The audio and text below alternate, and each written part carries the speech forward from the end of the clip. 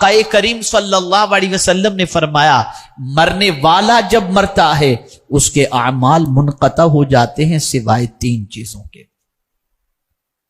وہ 3 چیزیں کون سی ہیں؟ پہلی چیز، مرنے والا مرنے سے پہلے کوئی ایسا علمی کام کر کے مرے کہ دنیا اس علم سے نفع حاصل کرے۔ جب تک اس علم سے دنیا نفع حاصل کرتی رہے گی مرنے والے کو اس کا ثواب ملتا رہے گا۔ اگر امت مسلمہ نے مرنے سے پہلے اپنی آخرت کی تیاری کر لی ہوتی اور یہ حدیث مبارکہ کو پیش نظر رکھ کر یہ عزم کر لیتے کہ ہم مرنے سے پہلے ادارہ قائم کریں گے، مرنے سے پہلے اسکول قائم کریں گے، مرنے سے پہلے کالج قائم کریں گے، مرنے سے پہلے دارالعلوم قائم کریں گے، مرنے سے پہلے مکاتب قائم کریں گے، اس لیے کہ ہم اس دنیا میں آئے ہیں اس کل کی تیاری کے لیے، لیکن ہم دنیا میں اپنے محل تو بنا لیتے ہیں لیکن علمی کام کرنے کے لیے تیار نہیں۔ اے رسول اعظم صلی اللہ علیہ وسلم کے دیوانوں، یہی وجہ ہے کہ کاسے گدائی لے کر غیروں کی اسکولوں کے سامنے ہمارے بچے بھیک مانگتے نظر آتے ہیں۔ نہ ہمارا قاعدے کا کوئی کالج ہے، نہ قاعدے کی کوئی یونیورسٹی ہے، نہ کوئی اسکول ہے، نہ کوئی ادارہ ہے۔ مسلمانوں یاد رکھو، آقا کریم صلی اللہ علیہ وسلم نے فرمایا مرنے سے پہلے اگر کوئی شخص علمی کام کر کے مرتا ہے جس سے دنیا نفع حاصل کرے تو مرنے کے بعد اسے فائدہ پہنچے گا۔ عزم کر لو کہ اس دنیا سے جانے سے پہلے اللہ نے جتنی استطاعت عطا فرمائی ہے اس استطاعت کے مطابق تم کوئی نہ کوئی علمی کام کرو گے، علمی کام کر کے مرو تاکہ آخرت کی رسوائی سے بچ سکو اور آخرت کی تیاری کا سامان تمہارے پاس ہو سکے۔ میرے پیارے آقا صلی اللہ علیہ وسلم کے پیارے دیوانوں، دوسری چیز رسول اعظم صلی اللہ علیہ وسلم نے فرمائی صدقہ جاریہ۔ اللہ اکبر! یہ کون سی چیزیں ہیں جو صدقہ جاریہ ہو سکتی ہیں؟ آپ نے کنواں کھدوا دیا، آپ نے کہیں بورویل لگوا دیا، آپ نے کہیں کچھ اس طریقے کا انتظام کیا کہ ہاسٹل بنوا دی، آپ نے اس طریقے کا کوئی انتظام کیا، مسافر خانہ بنوا دیا، لوگ اس سے فائدہ اٹھا رہے ہیں، ہاسپٹل سے فائدہ اٹھا رہے ہیں، آپ نے ہاسپٹل بنوا دیا۔ یاد رکھیں جب تک لوگ اس سے فائدہ اٹھاتے رہیں گے آپ قبر میں پڑے رہو گے، ثواب آپ کو ملتا رہے گا۔ اگر امت مسلمہ نے رسول اعظم کی اس حدیث کو پیش نظر رکھا ہوتا تو ہر گلی میں ہمارے ہاسپٹل ہوتے، ہمارے بچے کسی اور ہاسٹل اور مسافر خانے میں جا کر قیام کر کے ہماری اسکولوں میں نہ پڑھتے بلکہ ہمارے خود کے مسافر خانے اور ہاسٹل کے اندر رہتے ہوئے بچے علم کے زیور سے آراستہ ہوتے۔ یاد رکھو، اپنا بنگلہ بنا لینا کمال کی بات نہیں ہے، اپنے لیے سب کچھ تیاریاں کر لینا کمال کی بات نہیں ہے، کمال کی بات تو یہ ہے کہ حضور کی امت کے لیے کچھ کر بیٹھنا۔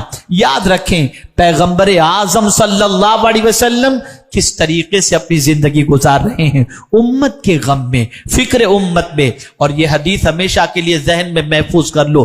آقا کریم صلی اللہ علیہ وسلم فرماتے ہیں من اصبح، جس نے صبح کی اس حال میں کہ میری امت کے امور کے بارے میں کچھ نہ سوچا، فلیس منا، وہ میرا ہے ہی نہیں۔ آپ اٹھو تو پہلے سوچو کہ حضور کی امت کے لیے ہمیں کیا کرنا ہے، حضور کی امت کے فائدے کا کون سا کام کرنا ہے۔ اگر ہم نے اس کام کا عزم کیا ہوتا تو آج ہمیں پریشانی کا شکار ہونے کی ضرورت نہ ہوتی۔ یہ دوسری چیز ہو گئی، وقت اتنا نہیں کہ اس پر تفصیلی گفتگو کی جائے۔ تیسری چیز مرنے سے پہلے آدمی کو کر لینی چاہیے اور وہ تیسری چیز ہے نیک اولاد،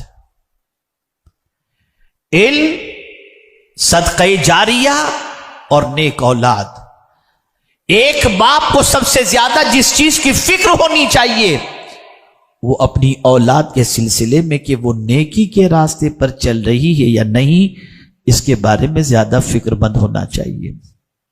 یاد رکھیں اگر ہر باپ یہ سوچ لیتا کہ میرے لیے میرا نیک بچہ نجات کا سامان ہے تو معاشرے میں کوئی بچہ بگڑا ہوا نظر نہیں آتا، لیکن باپ کے پاس اتنا وقت نہیں، نہ ماں کے پاس اتنا وقت ہے کہ اولاد کی تربیت کے سلسلے میں ٹائم دے سکیں۔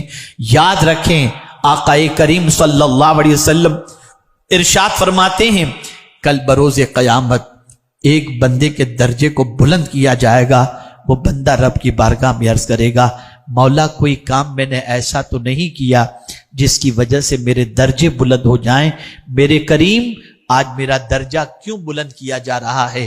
تو جواب میں رب قدیر ارشاد فرمائے گا تیرے اعمال نامے میں کوئی نیکی ایسی تو نہ تھی جس سے تیرا درجہ بلند کیا جاتا، لیکن تو جو نیک اولاد چھوڑ کر کے آیا تھا نا، وہ زمین پر تیرے لیے مغفرت کی دعا کر رہی ہے اور ہم یہاں تیرے درجے کو بلند کر رہے ہیں۔ اے رسول گرامی وقار صلی اللہ علیہ وسلم کے دیوانوں، یہ ہماری بہت بڑی ریسپانسبلٹی ہے۔ اس کل کی تیاری کرو جس کل کوئی کام آنے والا نہیں۔ یوم لا ینفع مال ولا بنون، نہ مال نفع پہنچائے گا نہ اولاد نفع پہنچائے گی، بلکہ سچویشن یہ ہوگی ماں بیٹے سے بھاگے گی، باپ بیٹے سے بھاگے گا، پہچانیں گے نہیں ایک دوسرے کو، یہ سچویشن ہوگی۔ لیکن ہم نے کوئی تیاری اس آخرت کے لیے نہیں کی۔ رسول اعظم صلی اللہ علیہ وسلم نے 3 کام مرنے سے پہلے کرنے کا حکم دیا۔